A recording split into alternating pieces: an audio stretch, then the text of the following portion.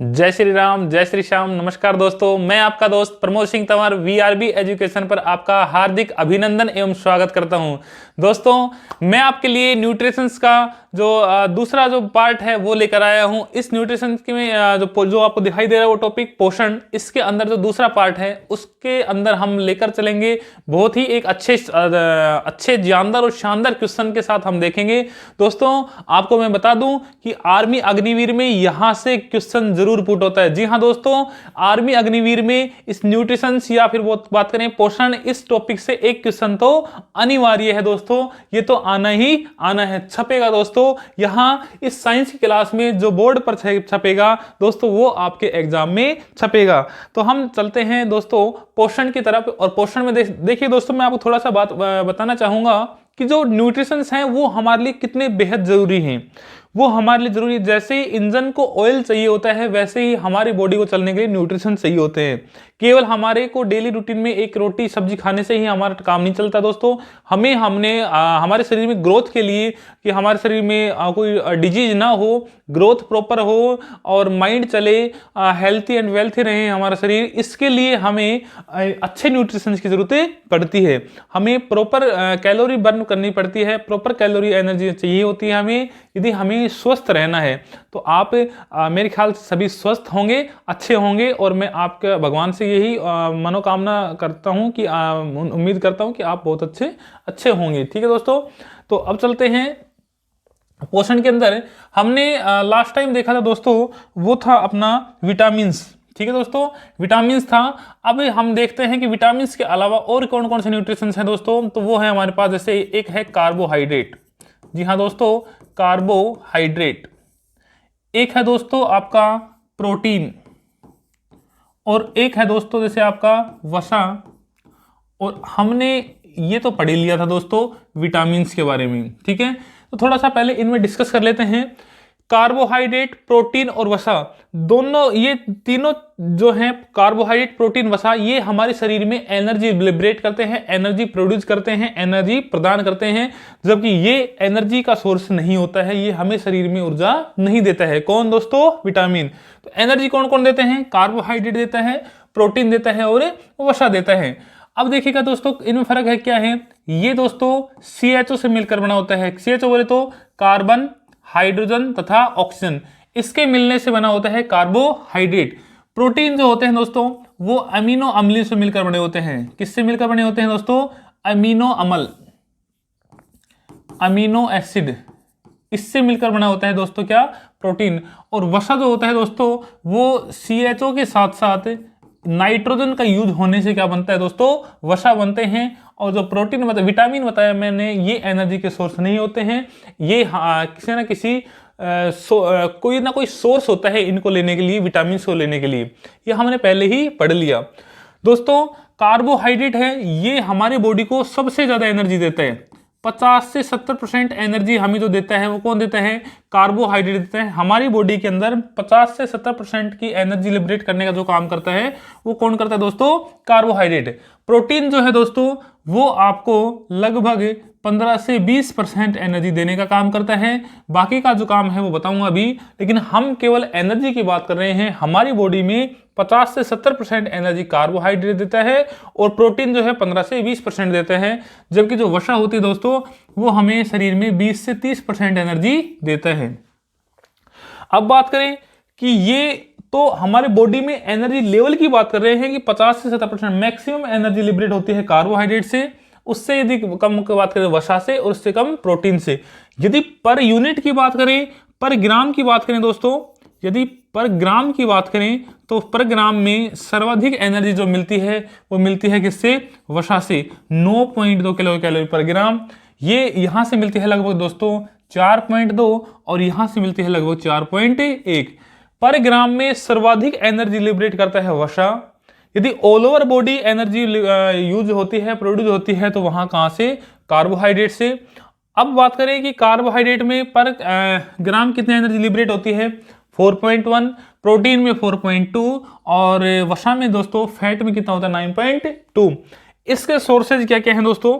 इसके सोर्सेज हैं आपके कार्बोहाइड्रेट के जो मुख्य अनाज हैं, अनाज, और वो भी कौन से दोस्तों, मोटे अनाज।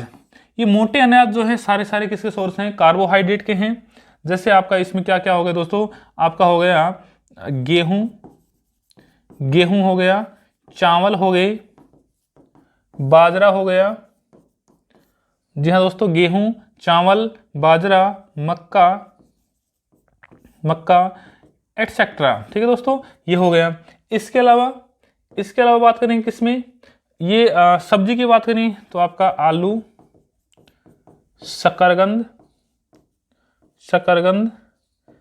ठीक दोस्तों, आलू, शकरकंद एटसेट्रा। ठीक है, अगर बात करें फ्रूट्स की बात करें दोस्तों, इसमें जैसे केला लिखना नहीं है, मैं लिखवाऊंगा आगे। केला हो गया आपका, केला हो गया, आम हो गया, केला हो गया, आम हो गया, चीकू हो गया, इन सब में एटसेट्रा, इन सब में क्या पाया जाता है दोस्तों, इसमें पाया जाता है कार्बोहाइड्रेट। प्रोटीन की बात करें तो प्रोटीन जो है वो मैक्सिमम पाया जाता है जो दलहन वाली चीजें होती हैं। दलहन वाली जो चीजें हैं, जैसे आपका हो गया दाल, मूंग, चना, दाल, मूंग, चना, आपके पनीर,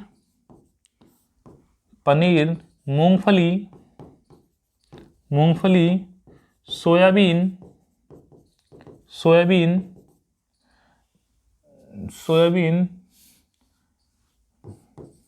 इन सभी में क्या पाया जाता है दोस्तों, इनमें प्रोटीन पाया जाता है।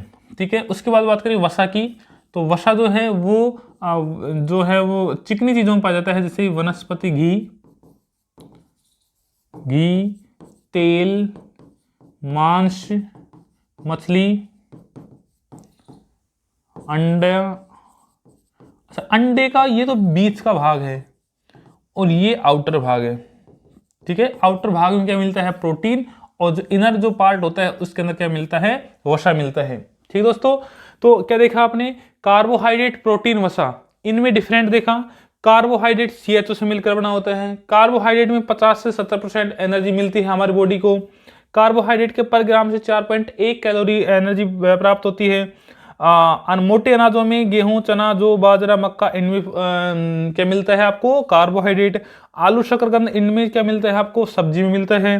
फ्रूट्स में केला, आम, चीकू आदि मिलता है। प्रोटीन की बात करें, दाल दलहन वाली चीजें हैं, इनमें मिलता है। मैक्सिमम की बात करें तो वो मिलता है सोयाबीन में दोस्तों। ठीक है, वसा जो है वो वनस्पति तेल, घी, अंडे के जो बीच का भाग है, इन सब में जो मिलता है वो क्या मिलता है, फैट मिलता है। ये तो हो गए थोड़े बेसिक कंसेप्ट। अब हमें वन लाइनर क्वेश्चन की तरफ चलते हैं जो आपके आर्मी अग्निवीर में पूछे जाएंगे दोस्तों। छपेगा, इसको छाप लेना। जी हाँ दोस्तों, इसको छाप लेना, ये छपेगा, आपके एग्जाम में पक्का आएगा। ठीक है, तो हम लेकर चलते हैं अब दोस्तों टोपी डाल देना कार्बोहाइड्रेट। ठीक दोस्तों, टोपी डाल देना है आपको कार्बोहाइड्रेट। इसमें लिखिएगा दोस्तों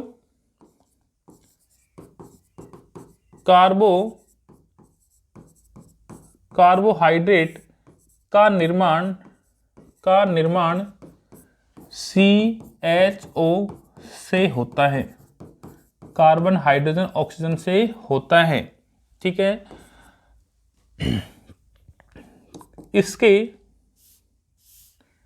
किसके कार्बोहाइड्रेट के, इसके 1 ग्राम के पूर्ण ऑक्सीकरण से, इसके 1 ग्राम के पूर्ण ऑक्सीकरण से, इसके 1 ग्राम के पूर्ण ऑक्सीकरण से 4.1 कैलोरी ऊर्जा प्राप्त होती है।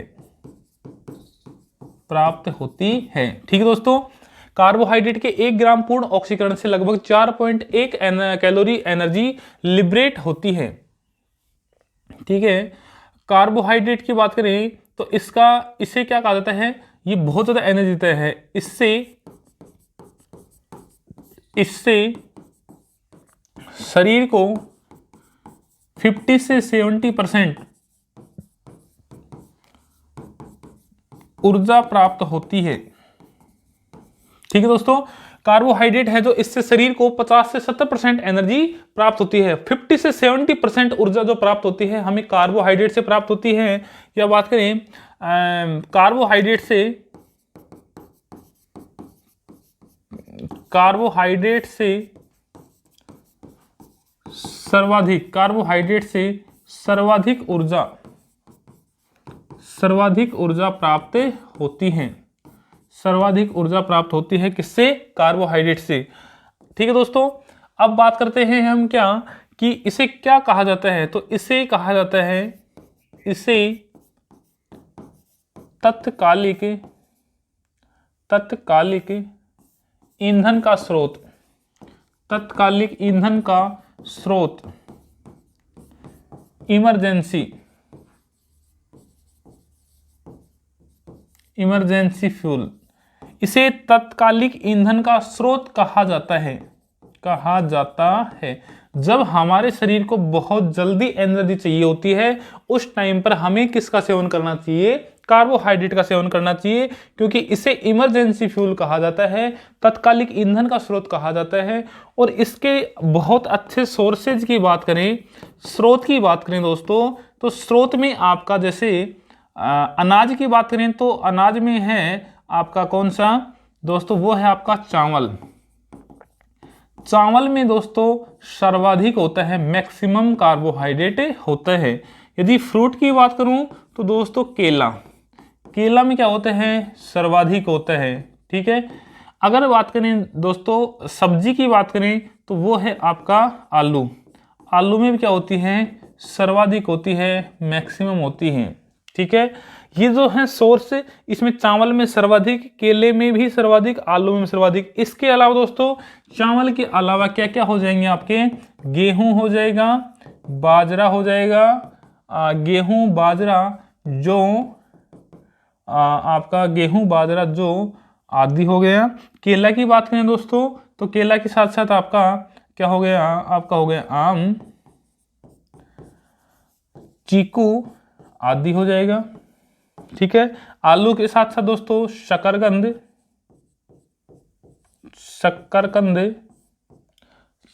हो गया आपका दोस्तों। इसके अलावा क्या हो गया आपका? आलू हो गया, शकरकंद हो गया,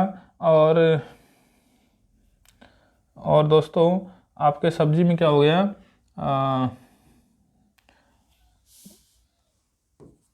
आलू, शकरकंद आदि।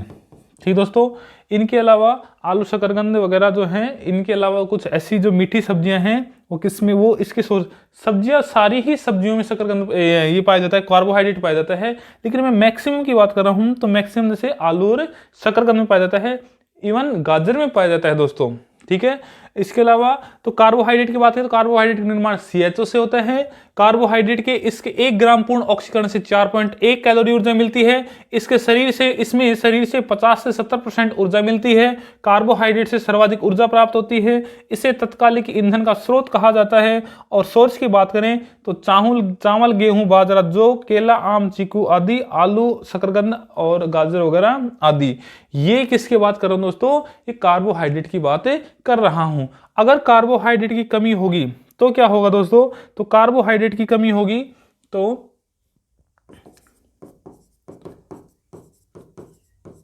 कार्बोहाइड्रेट की कमी से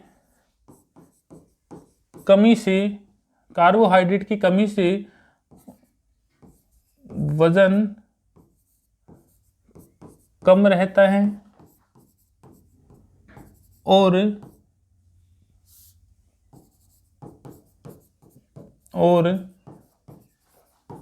अधिकता से कार्बोहाइड्रेट की अधिकता से वजन बढ़ जाता है।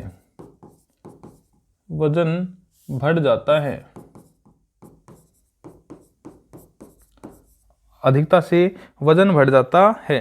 ठीक दोस्तों, इसके अलावा बात करें कि जो पादप है, ये नोट लगा के लिख लेना दोस्तों, इसमें नोट लगा लिख देना क्योंकि ये एक बहुत ही इंपॉर्टेंट है। नोट लगा लिखना, पादप कोशिका में ईंधन का स्रोत, पादप कोशिका में ईंधन किसके रूप में? ग्लाइकोजन,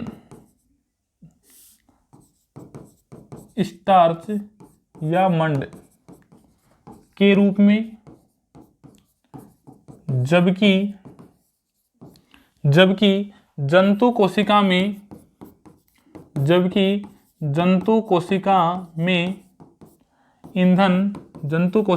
ईंधन किसके रूप में दोस्तों?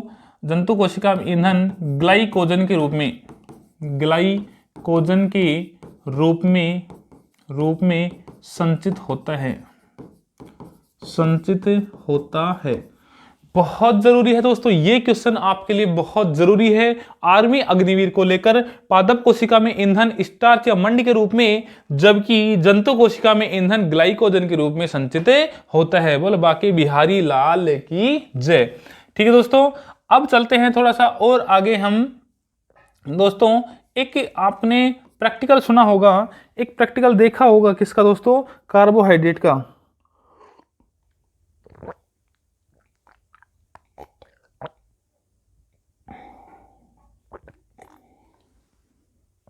दोस्तों पानी पी लेते हैं, थोड़ा सा गला सूख जाता है।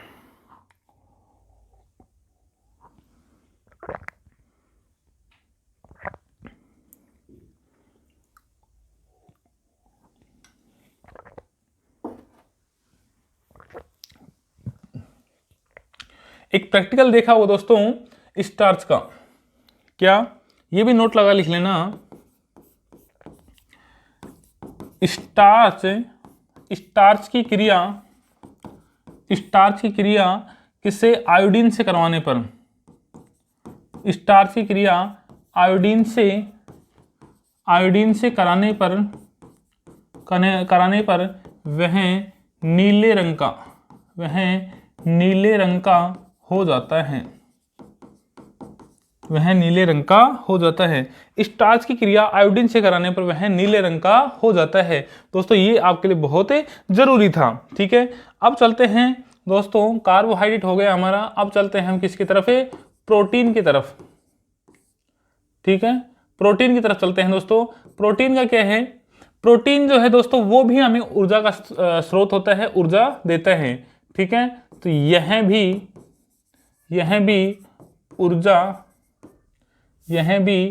ऊर्जा प्रदाता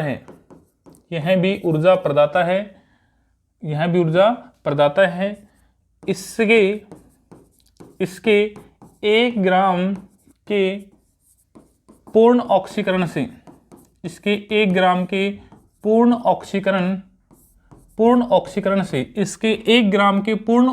से, 4.2 कैलोरी ऊर्जा प्राप्त होती है। इसके 1 ग्राम के प्रोटीन के पूर्ण ऑक्सीकरण से लगभग 4.2 किलो कैलोरी एनर्जी प्राप्त होती है। ठीक है दोस्तों, इससे शरीर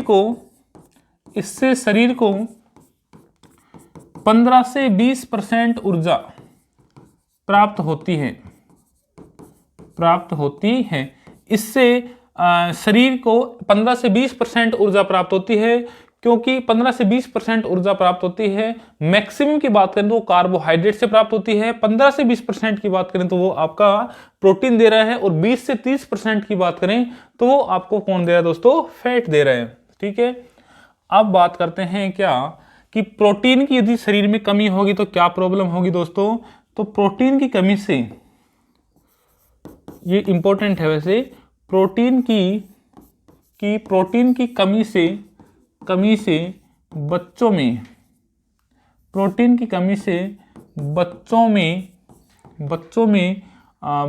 कौन सा दोस्तों? वो मरासमस तथा वयस्कों में एडल्ट में क्वासी-योरकर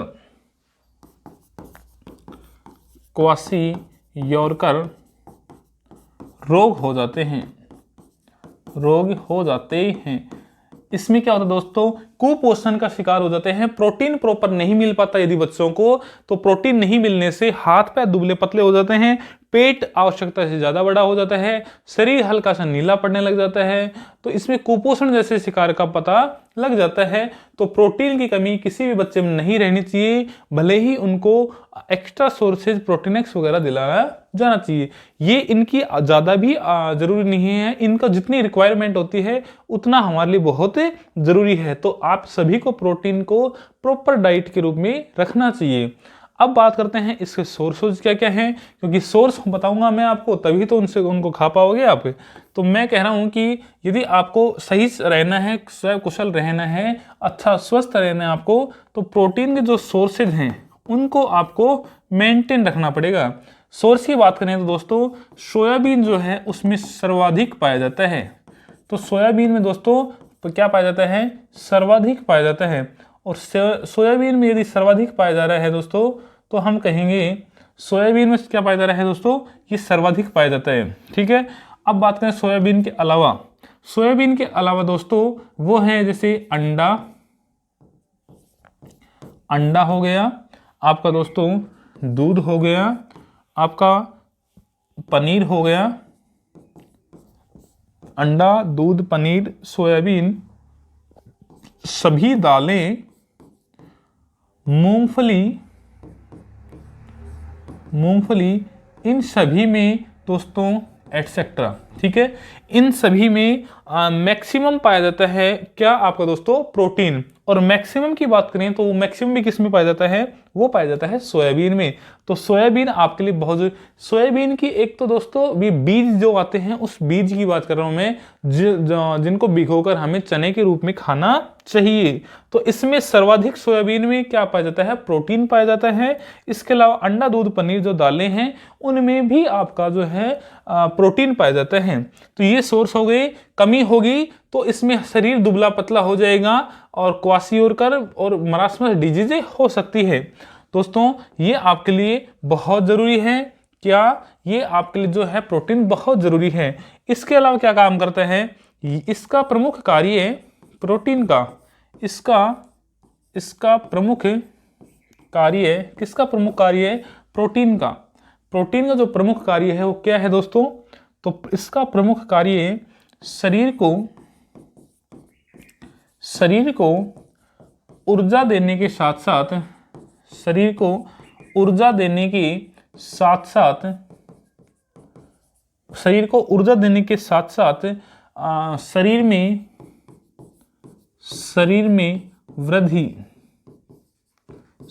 वृद्धि बोले तो ग्रोथ, शरीर में ग्रोथ मतलब कि विकास। ठीक है, शरीर में ग्रोथ या वृद्धि या फिर विकास, इसका प्रमुख कार्य शरीर को ऊर्जा देने के साथ साथ शरीर में वृद्धि यानी कि विकास, शरीर में विकास तथा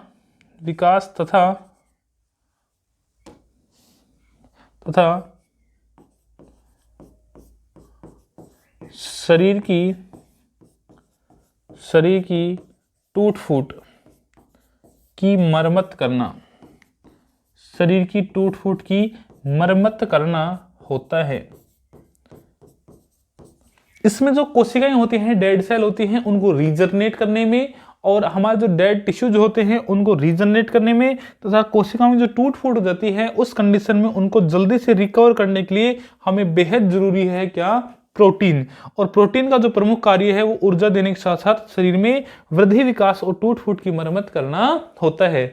इसके अलावा दोस्तों मैं ये बताना चाहूंगा आपको कि प्रोटीन हमारे शरीर के लिए उतना ही जरूरी है जितना गाड़ी के इंजन में गाड़ी का जो इंजन ऑयल होता है उतना ही हमारे शरीर में प्रोटीन का होना बहुत जरूरी है। इसकी कमी भी नहीं रहनी चाहिए तो इसकी अधिकता भी नहीं रहनी चाहिए दोस्तों।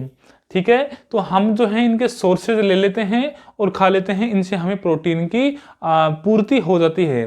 दोस्तों प्रोटीन का जो निर्माण है वो किससे होता है, प्रोटीन का निर्माण एमिनो अम्ल से होता है। प्रोटीन का निर्माण 20 प्रकार के अमीनो अम्लों से अमीनो अम्लों से 20 प्रकार के अमीनो अम्लों से प्रोटीन का निर्माण 20 प्रकार के अमीनो अम्लों से होता है। 20 प्रकार के अमीनो अम्लों से होता है प्रोटीन का निर्माण। ठीक है दोस्तों, 20 में से या फिर कहेंगे 10 अमीनो एसिड, 10 अमीनो अम्ल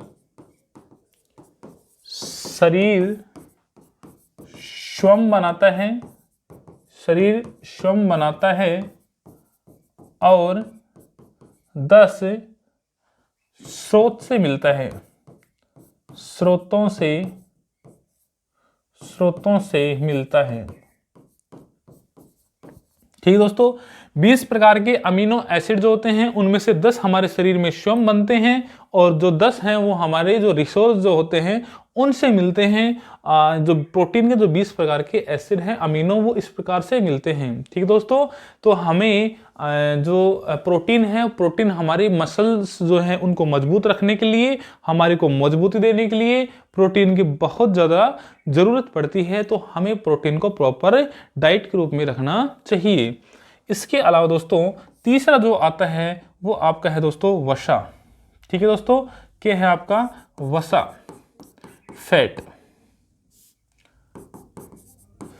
ठीक है, तीसरा जो है वो मेन आपका जो टॉपिक है वो क्या है दोस्तों, वसा बोले तो फैट। अब दोस्तों फैट की बात करूं तो वसा जो है वसा से भी ऊर्जा, वसा से भी 20 से 30% ऊर्जा, 20 से 30% ऊर्जा प्राप्त होती है। 20 से 30% ऊर्जा प्राप्त होती है किससे, वसा से। वसा से हमें 20 से 30% ऊर्जा प्राप्त होती है। अब बात करते हैं दोस्तों कि वसा के 1 ग्राम के पूर्ण ऑक्सीकरण से, 1 ग्राम के पूर्ण ऑक्सीकरण से वो हमें कितनी ऊर्जा मिलती है दोस्तों, वो हमें मिलती है 9.2 कैलोरी ऊर्जा प्राप्त होती है। 9.2 कैलोरी ऊर्जा प्राप्त होती है। अब क्वेश्चन 2 बनते हैं दोस्तों कि हमारे शरीर को सर्वाधिक ऊर्जा कहां से मिलती है। तो हमारे शरीर को सर्वाधिक ऊर्जा कार्बोहाइड्रेट से मिलती है, क्योंकि हमारे बॉडी को जो एनर्जी है उसका 50 से 70% जो मिलती है वो कहां से मिलती है, आपके कार्बोहाइड्रेट से। दूसरा क्वेश्चन ये पूछ जाता है पर ग्राम की बात करें, यदि पर यूनिट की बात करें तो सर्वाधिक ऊर्जा कहां से मिलती है, तो पर यूनिट ग्राम की बात करें तो वो हमें ऊर्जा मिलती है वो वसा से मिलती है दोस्तों। वो पर ग्राम के कितने से 9.2 है ना, 9.2 कैलोरी ऊर्जा प्राप्त होती है। ये पर ग्राम की बात कर रहा हूं मैं, किसकी, वसा की। अब दोस्तों इसके सोर्सेज क्या क्या होंगे जिनसे इनकी पूर्ति कर सकते हैं, या फिर क्या काम क्या क्या आते हैं दोस्तों। तो वसा शरीर में ऊर्जा देने के साथ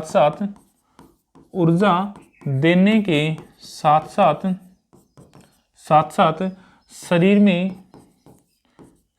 में वृद्धि करता है। ठीक है, और दोस्तों ये है जो शरीर में वृद्धि करता है, और जो अतिरिक्त जो फैट जमा होता है ये कहाँ होता है दोस्तों, वसा, अतिरिक्त वसा, या फिर लिख सकता हूं वसा का जमाव त्वचा के नीचे होता है। त्वचा, स्किन के नीचे होता है। ठीक है, स्किन के जस्ट नीचे होता है वसा का जमाव। दोस्तों एक्स्ट्रा जो फैट होती है, अतिरिक्त वसा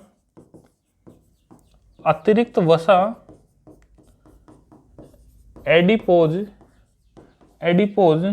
ऊतक में जमा होती है, आवश्यकता पड़ने पर वहां से ले ली जाती है।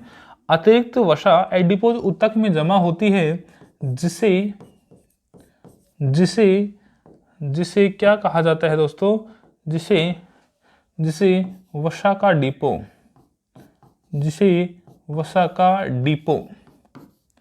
डिपो कहा जाता है।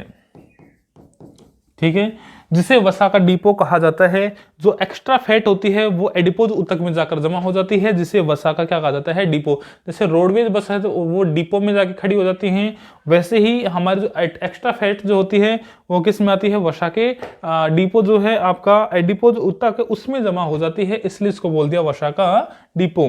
ठीक है दोस्तों, अब बात करते हैं कि ये इसकी कमी होगी तो क्या होगा, अधिकता होगी तो क्या होगा। वसा की अधिकता से मोटापा, ओबेसिटी, मोटापा तथा कमी से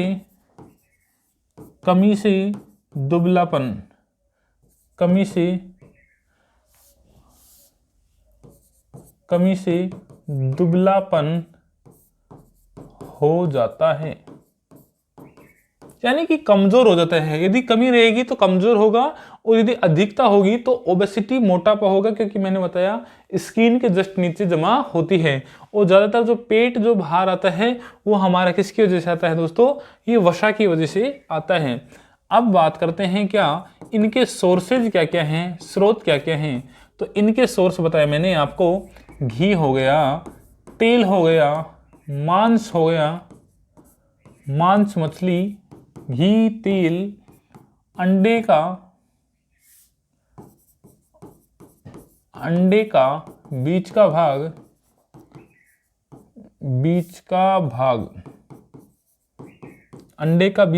घी, तेल, मांस, मछली, अंडे का बीच का भाग आदि में क्या पाया जाता है दोस्तों, आदि में आपका फैट पाया जाता है। तो इनके जो सोर्सेज हैं वो घी, तेल, मांस, मछली, अंडे का बीच का भाग एटसेट्रा, ये सभी किस में आते हैं, ये वसा के अंदर आते हैं। ठीक है दोस्तों, अब ठीक है, इसके अलावा बात करते हैं हम क्या कि सोर्सेज हो गया, और अधिकता और कमी से क्या क्या हो गया, इनका डिजीज हो गई। ठीक है, अब इसके अलावा दोस्तों थोड़ा सा जल पी लेता हूं दोस्तों।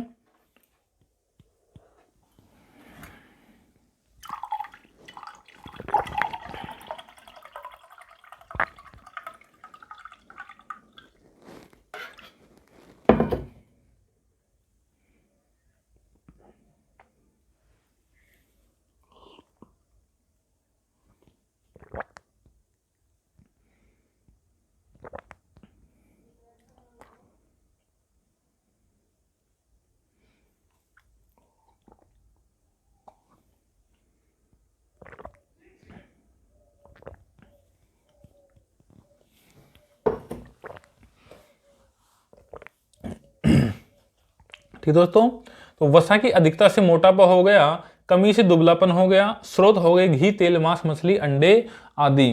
ठीक है, इसके अलावा थोड़ा सा वसा की बात करें तो आपने पशु देखे होंगे, पशुओं के जो कुबड़ होते हैं, जैसे ऊंट हो गया, बैल हो गया, उनका जो कुबड़ निकला होता है उसमें भी क्या जमा होता है, फैट जमा होता है। लिखना चाहो तो लिख सकते हो, क्वेश्चन काफी बार पूछ लेते हैं इसका भी, इसका क्वेश्चन पूछ लेते हैं क्या दोस्तों, ऊंट,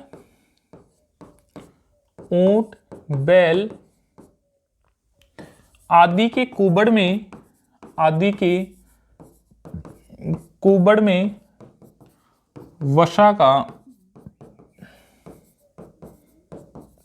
जमाव होता है। ठीक है, ऊंट, बैल आदि के जो कुबड़ होते हैं उसमें वसा का क्या होता है दोस्तों, वसा का जमाव होता है, वसा उसमें इकट्ठा रहता है। तो एक्चुअल में जो फैट होते हैं वो काम क्या करते हैं हमारी बॉडी में, एनर्जी देने के साथ साथ वसा शरीर में ऊर्जा देने के साथ हमें सर्दी गर्मी से भी बचाती है, सर्दी गर्मी से भी बचाता है। दोस्तों फैट जो है हमें शरीर में ऊर्जा देने के साथ साथ हमें सर्दी और गर्मी से भी बचाता है। हमारे जो एक्स्ट्रा फैट जो होती हैं वो हमारी स्किन के नीचे जमा होती है, डायरेक्ट हमारे जो कोल्ड लगती है, सर्दी लगती है, वो भी हमारे को इतना परेशान नहीं करती, और जितनी ज़्यादा गर्मी लगती है वो भी हमें सहन कर पाते हैं। जिसको फैट प्रॉपर नहीं हो पाता है, खूब सारा नहीं हो पाता है, या फिर आवश्यकता जितना नहीं हो पाता है, उनको सर्दी और गर्मी दोनों ही ज़्यादा लगती हैं। ठीक है, अब दोस्तों ये तो हो गया आपका कार्बोहाइड्रेट, प्रोटीन और वसा। इसके अलावा हमने विटामिन पहले ही पढ़ लिए थे। अब मैं आपसे क्वेश्चन पूछना चाहूँ कि बच्चों ये बताओ मेरे को, आपको बैलेंस डाइट में क्या खाना चाहिए। तो बैलेंस डाइट आपके लिए बहुत ज़रूरी है, और आपको पता ही होगा कि बैलेंस डाइट में आपको कितनी एनर्जी की ज़रूरतें पड़ती हैं। ठीक है, संतुलित आहार की बात करें दोस्तों, हम संतुलित आहार की बात करें, बैलेंस डाइट की बात करें, तो बैलेंस डाइट की बात करें दोस्तों, तो इसमें क्या होगा, प्रत्येक व्यक्ति को प्रतिदिन 3000 से 3500 कैलोरी 3000 से 3500 कैलोरी ऊर्जा की आवश्यकता होती है।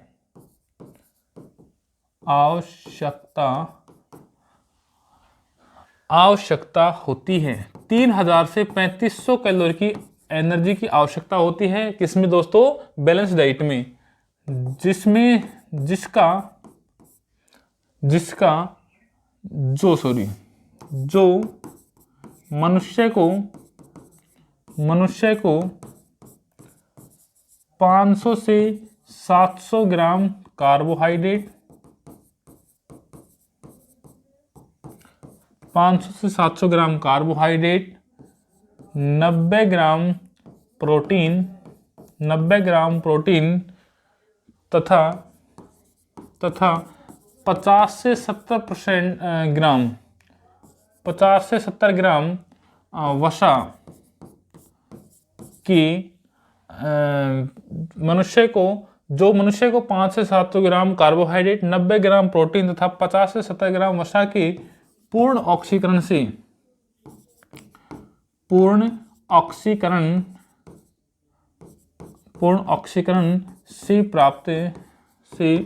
प्राप्त